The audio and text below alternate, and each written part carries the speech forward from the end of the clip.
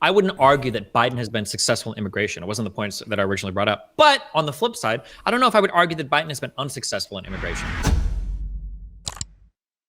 No matter how you look at this, if you are for more immigrants or not, I think illegal immigration is bad. If you wanted those illegals to be made legal, there would be a process that Joe Biden would have been able to do that. But because of his disastrous policies and his guidance and what him and the Democrats and his administration suggested, we now have one of the big issues that he said it was a human rights abuse to have kids in cages. At one point, we had 4 times more kids in cages under the Biden administration. And we're seeing record border crossings across the southern border every month. Another undisputed disaster from the Biden administration. So when we talk about like record numbers of kids in cages, like these are loaded terms. I don't think the problem was like kids in detainment centers. I think the issue was families being separated at the border. That's the thing that was a problem. Now there were times in the past where people were being critical of Biden and say, "Oh, well, look, like you've got more families, you've got more children in different detainment centers and whatnot." But that was a fundamentally different issue than with the problem under Trump that people were complaining about, where families were being separated at the border and we're essentially, that was the huge problem there. In terms of I just real quick, I fundamentally disagree. I do think that they were making that second issue, saying that the separating of families was uniquely bad. Again, it's hard to blame Trump for that because it had to do with the decision that came out of the most liberal district. But regardless, they were obviously also pissed about the fact that there were kids in cages. And the comments of Kamala Harris and Joe Biden talking about kids in cages being a human rights abuse would never happen under our administration. I'm sorry, I don't buy, "Oh, we're talking about different types of kids. Fuck these kids. 4 times more in cages? Oh, well, screw them. We were talking about different types of kids." No. They said kids being detained was horrible, and then the amount that were detained under Biden increased 4-fold. I mean, like if the only critique is that like kids in I don't know what kids in cages mean. Like, are we talking about like just children being detained? Because I mean, like you have to detain people that are trying to cross the border. I don't know how I'm supposed to argue that that's a failure of the Biden administration. Should they just be let in? Should they just be turned around? Or I mean, like obviously you have to detain people that are trying to enter the country. I mean, that's going to be an unavoidable process of managing the border. I don't know if I would see this as a giant failure on the Biden administration. But we shouldn't use me and your stand. I agree with you, right? The correct answer when people were criticizing Trump with kids in cages is it's very complicated. So the Ninth Circuit Court of Appeals said you can't detain children with adults, right? Because obviously bad things could happen. And so the implication was, well, what do? Just leave the kids go themselves? If a dad comes across the border with a child and you have to detain the father, what are you going to do? Send the child himself? Or are you just not going to detain anyone that comes with a kid? Well, that doesn't seem feasible. So you're thinking through this rationally. That was the answer. But it's not my standard or your standard that matters. It's Biden's standard. It's Kamala Harris's standard. They said it was a human rights abuse and it wouldn't be done under him. And the Democrats and the media went fucking nuts on this issue. They said Trump was an inhuman monster because these kids were caged. And then all of a sudden, once it's the Biden administration and it turns off, signaling to the rest of the world, yeah, if you come here, it's not a crime to cross illegally and you'll get a bunch of free shit. Well, that led to people sending their kids by themselves. What are you going to do? Leave the kids in? No, they have to be detained. But these people, including Biden and Harris, said that it was a human rights abuse. And so it just goes to show that not only one is this a crisis and just the sheer amount of people that are crossing, but second, the same people that virtue signaled about being so upset about kids in cages, they never gave a shit. They didn't care at all. They just saw it as a political issue to hammer Trump with. They didn't care about the kids. Yeah, I mean, I'm not going to necessarily disagree with that in terms of like the average messaging on almost everything related to immigration tends to be really stupid. I don't disagree with you there, but I mean, like there were Democrats critical of Biden's treatment of this, even post Biden getting into office. I remember that people were complaining about certain centers that children were being held in and that the standards went up to par on them. But even when you looked into those, I'm pretty sure that these centers that the children were moved to were ran by different departments that had more humane conditions than some of what was photographed at the border under Trump. Now, I mean, we can argue that maybe this isn't necessarily Trump's fault, or maybe they had good reason to separate, like children from their families. I have a hard time believing this because I'm pretty sure the federal government right now is paying restitution to those families that were separated. So it seems hard to believe that it's still happening and they're paying restitution at the same time. I guess maybe that's possible. It doesn't seem very likely to me that is happening. And then in terms of there being more border crossings, I mean, historically, Democrats have been a bit nicer when it comes to immigration. And I'm pretty sure historically, there are more people that are trying to cross the border under Democrats. I think if you look at Democrat versus Republican candidate or presidencies, and then you look at the border crossings, they always tend to increase under Democratic presidents. It's just something that happens. Yeah, but I mean, again, even if it happens historically, that's not a reason to say that this is a success for Biden. And again, I understand. There are issues that me and Destiny are arguing about, like how much immigration do we want? We're not going to get into that debate. The point I'm trying to make, even if you think we should have more immigration, you should prefer legal immigration. And Biden would have had the opportunity, as we've seen with Obama, to make a lot of executive decisions that would allow certain classifieds of people to be legal immigrants. But instead, we have record illegal immigration that's occurring. So in this case, okay, sorry, I've lost the plot, but now I understand. I wouldn't argue that Biden has been successful in immigration. It wasn't the points that I originally brought up. But on the flip side, I don't know if I would argue that Biden has been unsuccessful in immigration. So you bring up a really good point that if he wanted to, Biden could have flexed some executive authority in order to help people that were immigrants. So I think that he's tried to do that by rescinding some of what was done to DACA, or at the very least, it's being challenged in the courts. Trump's attempted of revoking some of the protected status to the DACA people. But I mean, something that we saw between Obama and Trump is Obama seemed to be frustrated that he couldn't get, I forget the name of the Immigration Act passed in Congress. So he started to do some things via executive authority, and Trump rolled on and he tried to undo those things via executive authority. I know that a lot of Democrats are attacking Biden for his mentality of working together. But I actually greatly approve of Biden attempting to get more comprehensive legislation passed through Congress rather than trying to do everything via executive order, because that just doesn't work out. Legislation is much harder to undo. We saw that under the Trump administration. Getting rid of the ACA was unsuccessful versus just attacking executive orders with new presidents. So in terms of, like, you're saying Biden has the authority to do a bunch of stuff via executive order. Yeah, sure, he could. But why would you do that when your whole point as president is saying, like, I'm here to work together. I'm trying to pass stuff in a bipartisan manner, and I don't want to just flex a bunch of executive authority that can be undone with the next president. I think that's a good thing to do. I don't disagree with you on that. In that we should, I think the executive power, both with Trump, with Biden, with Bush, all of them, we have way too much executive power, and I agree that legislative branches are there to legislate. However, the point that I'm trying to make here is, regardless, the decisions that Biden has made has led to record illegal immigration crossings that are occurring, and that's a disaster, and it's leading to real harms like sex trafficking, fentanyl crossing the border, all sorts of things that are benefiting the cartel, including 4 times more kids in cages. And I'm just trying to make the point that even if you're on the left, because certainly I don't have to sell it to my audience, I don't have to sell it to conservatives. They're like, yeah, that fucking sucks. But I'm making the point that even on the left, it sucks. I'm going to ask you this question. I have to run and let Melina real quick. So I'm going to give you a chance to research it real quick. So what decision did Biden make, or his administration make, that led to, like, increased illegal border crossings? Was this actually like a Biden decision, or is it just more people tend to do this when there's a Democratic president office? And then I'll be right back. I'll answer when he comes back. You should know the answer to this, because you said that on COVID, the important thing is guidance and things like that. And although I have questions on how much that would be true when we're talking about the specific decisions under COVID, certainly a lot of that is the signal to people that are illegally crossing. So, for example, when we saw every Democrat on the debate stage, when they were asked, raise your hand if you think crossing the border should be a criminal offense if you do so illegally, and no one raised their hand. And then we saw people like Biden and a bunch of other Democrats, almost all of them, say, we should give health care to these people. We should give education opportunities to these people. It's no surprise when they ask these caravans that are coming, why are you coming? They say, Biden. We thought Trump would send us back, and we think Biden will take us in. And so even if he has the policy to say, no, we can't take you in,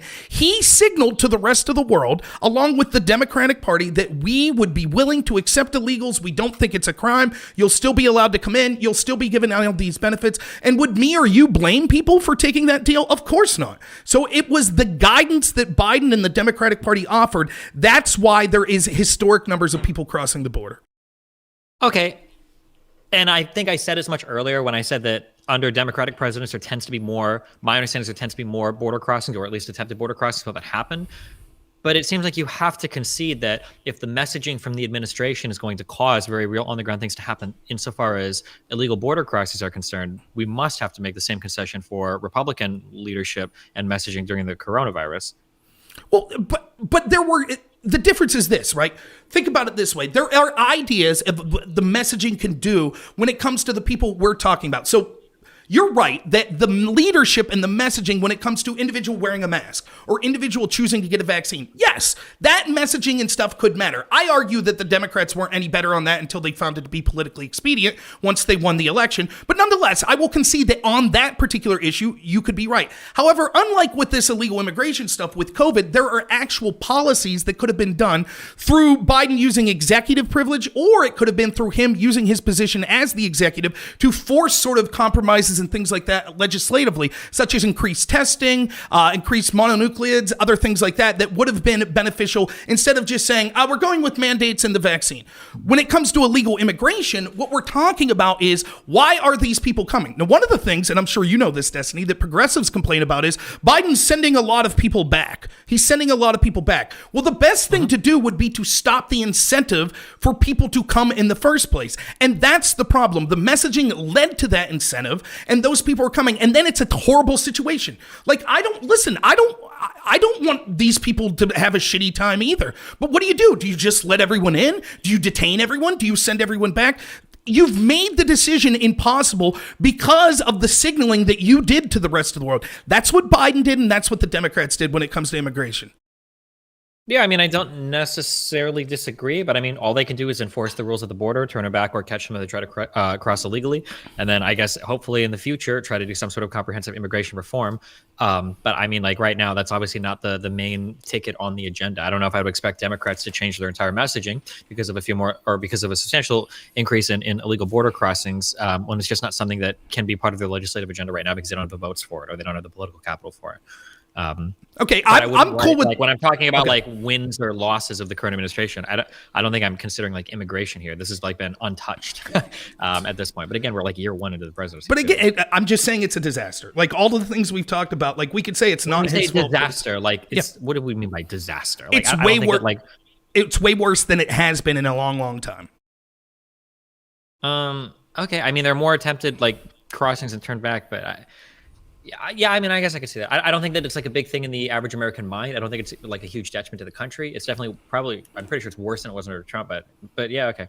Okay. And that's the point I'm trying to make. Then all the things we've talked about, things are worse now than they were before Biden took office. And you're like, well, we can't really blame Biden for all of that. But again, I guess we'll leave it to people to decide. I'm cool with moving on to foreign policy if you want. Talk about Afghanistan. Yeah, sure. Okay, so with Afghanistan, so you listed three things. The first was sort of COVID relief, which we talked about. Afghanistan was the second thing. So on that, right, like you say, it was bold of Biden to pull out. Totally agree 100%.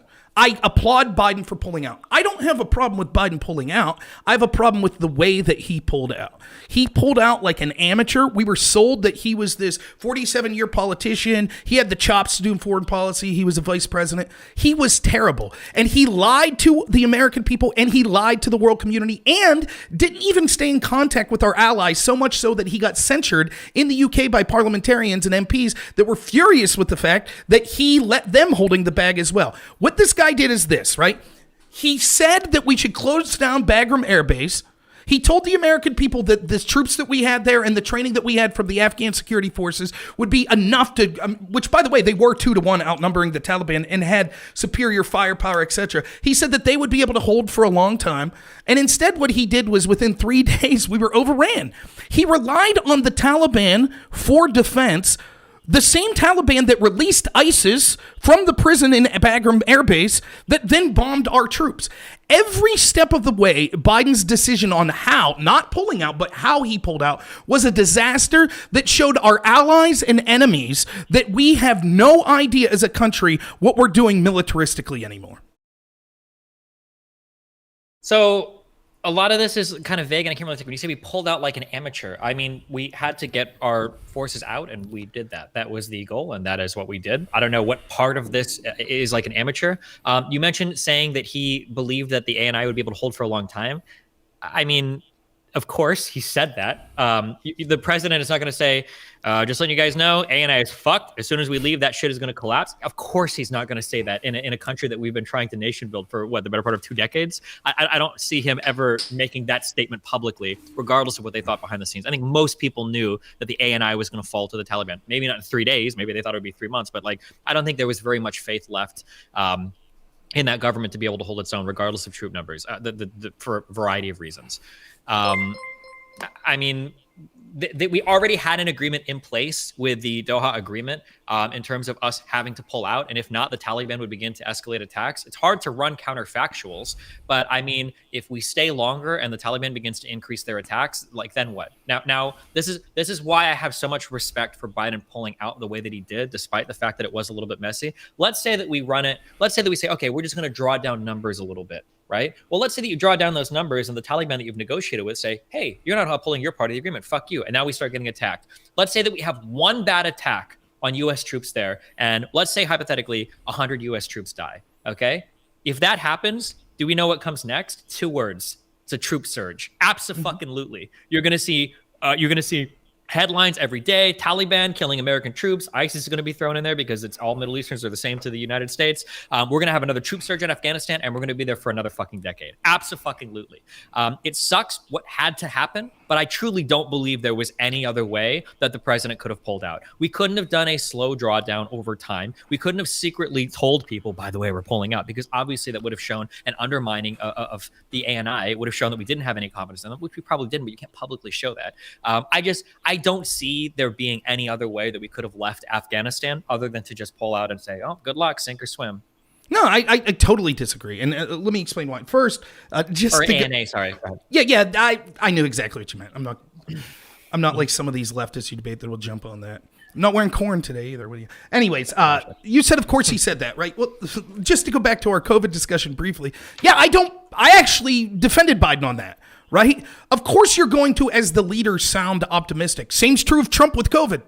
Which is why when Woodward came out with his quotes, you had Fauci say, actually, the way Trump was talking was in line with what we were advising him to say, because you don't want a leader to come out and say, we're fucked. That's it. Right? So just that quick point on there. But when you talk about your hypothetical, first off, I'm not talking about saying like, well, I'm Monday morning quarterbacking and picking out little things. They could have did this and this. It's real simple. You have certain assets in a country. You have our weapons and things like that. You have the people that use those weapons, the military. Their job is to defend the people that we have there that are American citizens or that are our allies, and then they're to train the security forces, right? You don't bring back the people tasked with defending before the people that need defended. You don't bring them back before you bring the military equipment back.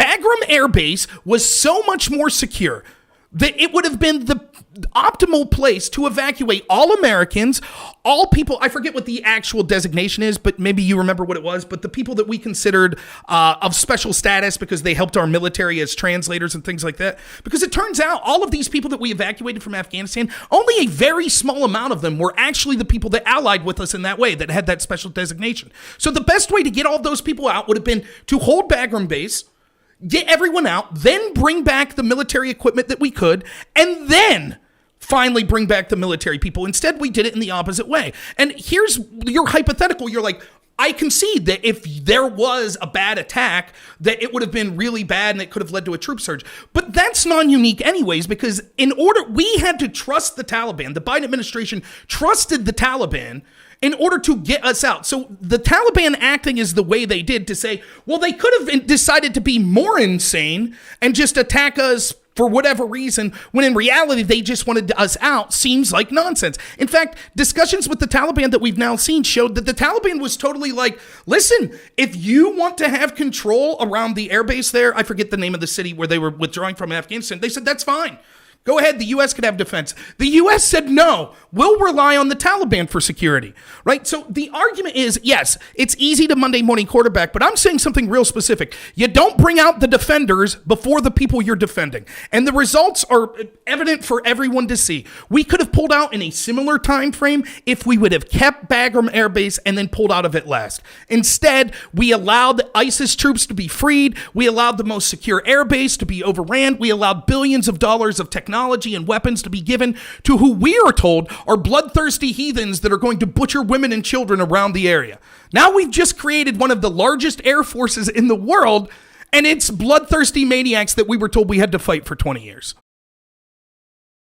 So in terms of the COVID discussion, I wouldn't compare the reason why I was irritated with Trump's public positions on the coronavirus stuff wasn't because he was trying to not cause a panic or sound good. It was because there wasn't anything being done in the background. If you wanted a totally different discussion on the coronavirus stuff, it actually wouldn't have been Trump saying there's no problem. If Trump was saying, listen, guys, there's no problem, it won't be a deal, whatever, blah, blah, blah, blah, blah. But in the background, they were working hardcore on getting mass testing out, which the United States States lagged on. They were working hardcore on getting PPE out, making sure that there wasn't a shortage of ventilators, hospital beds, whatever the states needed. If that coordination was happening behind the scenes in a massive level, while Trump was saying publicly, hey guys, it won't be a big deal, blah, blah, blah, blah, blah, I would probably be a little bit warmer to Trump taking that stance.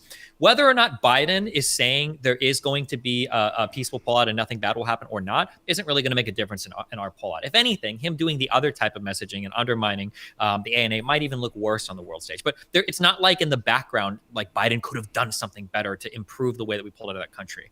If you talk about how and again, I think a lot of people it's a tough situation to be in. And maybe if we try to play hindsight, maybe we can say there's something different, but I don't even think so. We talk about bringing back military equipment. What are we supposed to do? Are we telling the ANA okay, listen guys, we're going to be honest with you. You guys are dog shit. You're not going to be able to hold this shit. We're jacking everything. We're taking it all back. Good luck. Imagine if we did that. Well, now Rob Noer would be arguing with Destiny saying, this is a catastrophic failure. The United States stole all the equipment. We spent 20 years training the ANA. Now we took all of our equipment back. How are they supposed to defend themselves against the Taliban? This was horrible. Now the bloodthirsty Taliban own the entire country because we disarmed the people that were supposed to defend the Afghanistani government. They can't do it, right? That would have been the exact conversation. 100% that we'd be having right now. You have to leave them with the equipment that they have. You have to leave them with the stuff that we've armed them with. And all you can really do is hope for the best. If it's your country, you want to defend it, then good luck. But if you can't, we're not going to sit here and steal everything. Same thing with this idea of well, we should have evacuated all the translators, all the visa holders, everybody first.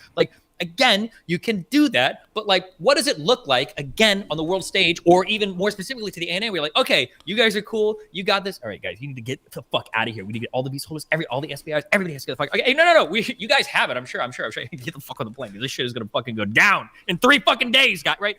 It's again, and I am acknowledging that it sucks and it's shit, but this was one of those hard things that had to happen. I don't think there was ever going to be a better way that we could have pulled out of Afghanistan, because every other circumstance involves so many other situations that could go horribly wrong.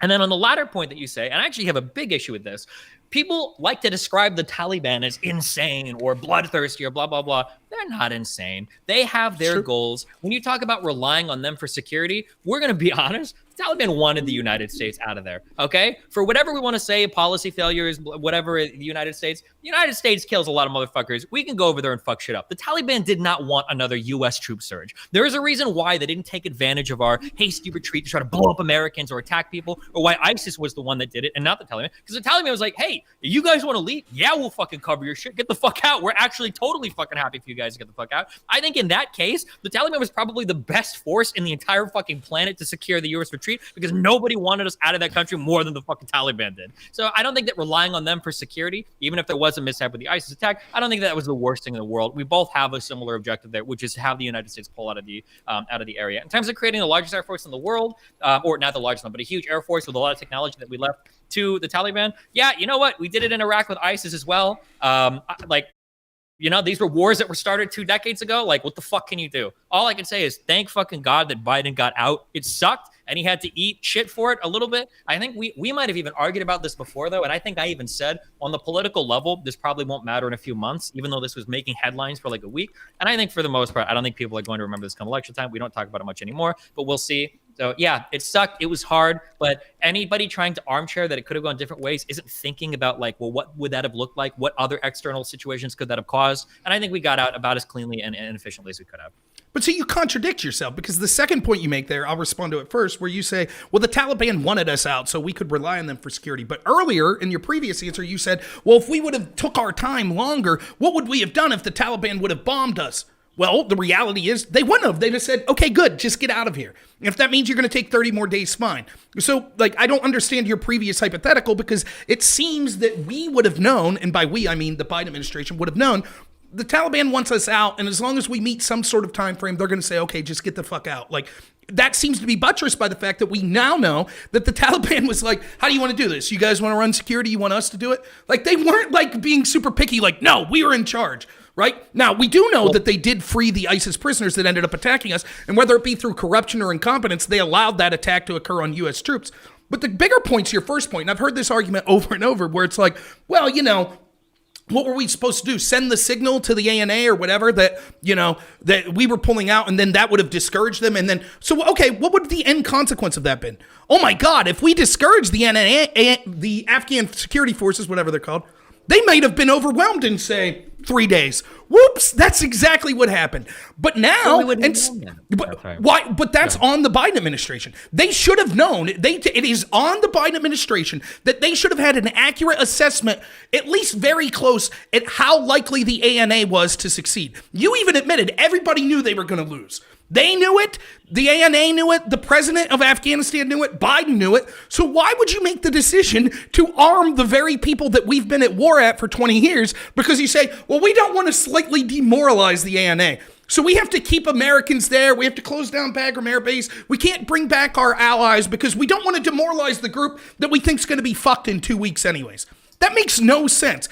And as bad of a situation it is that the Taliban could have overran, say, in 2 days instead of 3 days, it's infinitely better than arming them to the teeth in the way we did, than stranding Americans, than stranding our allies, right? So there is an easy way. If we wouldn't have gotten rid of Bagram Air Base, all of this could have been accomplished without any of the negatives. Now, obviously, any random thing could happen. We would have dealt with that if it occurred. But clearly, the best strategy would have been to keep Bagram Air Base, to pull out the people we were defending, to pull out our allies, to pull out our equipment, and then to pull out our troops. That was the order we should have done it. We didn't. And if you say, well, that's just because Biden didn't know. Well, that's on Biden too. That's on Biden and his generals as well then. If they didn't know that the ANA was going to collapse in such a quick time, and so that's why they decided to leave these weapons there and to leave Bagram Air Base, that's on them. So first of all, when you're saying like the Taliban wanted us out in one instance but wouldn't want us in the other, because if we would draw down troops and have some extended presence there, then it is likely that eventually the Taliban would escalate against us because it would be in violation of the agreement that we made to leave. As part of the Doha agreement was that we were going to leave completely Afghanistan, not that we were going to draw down troops to 2,500 soldiers, but that we were going to completely extradite ourselves from that area. So if we try to maintain some extended presence, at some point the Taliban might be like, okay, well, fuck it, we're going to start bombing you guys, right? We don't know if that would have been the case if we would have done a drawdown, if it would have taken longer, right? Maybe they wouldn't have. Maybe they would have been okay with an extended stay. I don't know why they would have negotiated a prior agreement contradicting that. When you say that we've been at war with them and we don't want to arm them, with all due respect to the Afghanistan people, we're not really at war with the Taliban. They do their things over there. Them in Pakistan can have fun and do their stuff. But the only reason that we have so much protracted conflict with the Taliban is because of our presence in Afghanistan.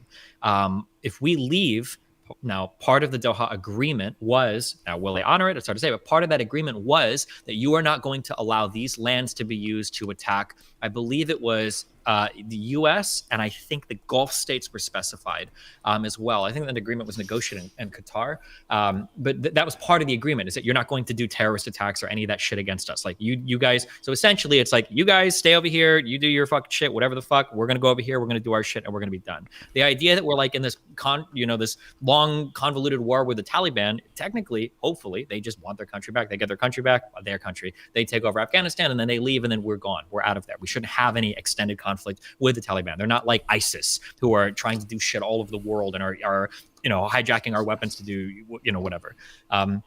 This idea that we would just I can't. It's hard to even engage seriously. This idea that we would just start taking all of our shit back from the ANA and then loading it up on a plane and be like, good luck. I mean, like we just can't do that. We can't do that. It's just it's unthinkable that the entire world would sit and watch the United States completely disarm Afghanistan, the Afghanistan National Army, and then just walk away, because even if the exact same result would have played out, well, now the United States would have been blamed for it. Now everybody when looking at the U.S., and as I just said before, my fake rant, everybody say, oh, well, of course the ANA fell to the Taliban army. Like, you guys took all of the weapons from them. Like, but no one like the weapons, for example, a lot of the stuff that was left was equipment that the security forces didn't know how to use, like Apache helicopters and things like that, right? That's the sort of stuff that we left. Like, no one's saying that, like, you take every pistol, every bullet. And keep in mind, they were so far out-armed and outnumbering the Taliban that no one would have looked at it like a slap in the face if we said, sure, we're leaving you with, M16s or whatever the traditional munitions that, we would give to a security force like that is, but we're taking the heavy equipment. No one would have looked at that as saying, well, that's it, they're doomed then. They have to leave the Apaches that they don't know how to operate. And the other thing, like, it's just real simple. Like, regardless of how we splice it, there are predictable things that we could have done, including keeping Bagram Air Base. You say the Doha agreement. We already failed to meet meet some of the Doha Agreement's deadlines, which was fine. But the problem would be, like, again, we're still saying that Biden had this choice. People are saying, well, what would have happened then is that we would have never fully pulled all troops out. Who's suggesting that? We're looking at Biden's success as a president. Biden could have had a simple plan that said, look, we're going to take 30 days to get everything out. We're going to get the Americans back. We're going to get our allies back. We're going to take the heavy equipment back. And the best way to do that is to keep Bagram Air Base, which the Taliban has basically said, that's fine. You could do that. And then we could have taken, instead of rushing to get out in like 2 weeks where we couldn't vet people, we could have taken a full month. We could have made sure the people we wanted got out first. We could have made sure that the most expensive equipment got out first. And all I'm saying is we can splice this any way we want. I'm for the pullout. I'm just against how it was done. The reality is I'm just real quick, I'll finish. Yeah. The reality is it was a disaster. Our allies thought it was a disaster, and it probably goes a long way to emboldening our enemies like Russia that's now advancing towards the Ukraine and like China that's now advancing towards Taiwan because they think that we're inept because with vast superior arms, with far more soldiers, we got our ass kicked in 3 days because of the leadership of our military and the Biden administration. I don't agree with any of this. We're like, this emboldening our enemies has been like a talking point for perpetual and infinity wars that we've been doing since for how fucking long, since fucking Vietnam. This idea that like, oh, we have to stay, we can't embolden our enemy, we can never retreat, we can never run. Like making the intelligent decision to pull out, which you already said you agreed with, is good. The idea that like a vastly superior army kicked our army's ass didn't get kicked. We pieced the fuck out. We got out. We left. We left our people. We left our people. The last I checked, I think there were like 24 Americans left in Afghanistan. I'm pretty sure every American is out. Or basically everyone, like, I don't know if it's possible to get 100% of everything, but everybody that needed to get out essentially got out. In terms of people that were issued special visas or whatever, I don't know what the process is in terms of evacuating those people, or if it was possible even to evacuate all of them ahead of time. That seems like it sends mixed signals. I'm not entirely sure. But like the U.S. knew that it was going to withdraw fully like months earlier. I think in July, Biden was saying, we're gone by August 31st. You know, if we would have stayed past that date, you know, I don't know what the Taliban would have done. Again, there were some problems, but for the most part, we got everything out. We did what we needed to do. The Taliban aren't relying on our fucking weapons. We sabotaged all of those helicopters before we fucking left. The idea that the Afghanistan people that we left there weren't able to pilot those helicopters, but the Taliban are going to come in, fix them, and be able to successfully pilot them. Like, holy fuck, dude. The Taliban go over to fucking Pakistan and they get all their military shit. Or they're friends with fucking Putin. They get shit from Russia. I don't think they're hurting for arms at the moment. The Taliban are incredibly well-funded and incredibly well-armed. They didn't need to take some fucking scraps that we left for the ANA in order to bolster their forces. The Taliban are doing just fine. They were going to do fine whether or not they got any U.S. arms. Again, I think we're talking around this. We both agree that leaving was good. I take issue with you saying it was a disaster. I don't think that there are any other ways that could have happened. We can sit here and posit that we could have done A, B, or C, but I think that the potential negative fallout from all of those things could have been horrible. I think that a worst case scenario, which was absolutely avoided, and I think even you agree with this, the worst case scenario would have been if we did something and it provoked the Taliban and then we got attacked, and that attack instigated a troop surge because the U.S. public wants to see some sort of retribution. So that is the number one scenario that should have been avoided. Everything else is fucking water under the bridge as far as I'm concerned. We're out. We're done. We're not talking about it anymore. I think that's a massive success of the Biden administration. He did what Trump said he would do and didn't do. He did what Obama said he would do and didn't do. Fucking Bush probably said we were going to leave Afghanistan. He didn't do it. So props to Biden for it. I think that's a major foreign policy success for him. All right, and I'll just say real quick, the State Department said November 3rd that there are still 400 Americans that are trying to flee that haven't been able to do so. I don't know if they got any of them since November 3rd, but that's the article I read. There's 14,000 people in Afghanistan that still have American citizenship, or I don't know if citizenship's the right word, but are allowed to be in America. My point in Afghanistan is real simple. I'm saying that it's this constant, like, sort of warmongering talking point that we're emboldening enemies. I don't think that just withdrawing would embolden our enemies. I think withdrawing in a feckless way is what emboldens, because they're like, holy shit, these people have no strategic ability with their military. I've already outlined specifically the easy steps that we could have taken that anyone with half a brain would have done to ensure that there was less damage that occurred. Just because saying, well, something even worse could have occurred, that's not a reason that Biden did good.